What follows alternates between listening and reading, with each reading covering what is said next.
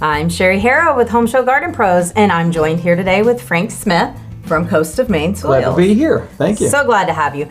So Coast of Maine has a whole line of OMRI-certified soils, and one of those is cactus and succulent soil. Absolutely. So cactus and succulents need very good drainage. Absolutely. What else makes a cactus and succulent soil? So to have a really comprehensive cactus and succulent, you need aged bark, you need plenty of sand, mentioning the drainage, if you will.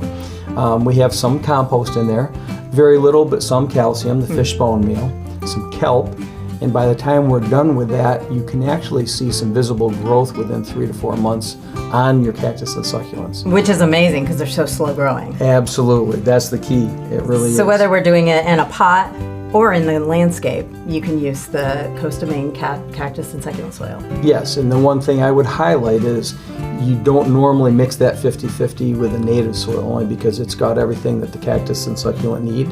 It's going to be a much higher percentage, almost all cactus and succulent soil, if you're going to plant those in the ground. Absolutely. So for more great information like this, join us on Saturday mornings from 7 to 9 on Home Show Garden Pros.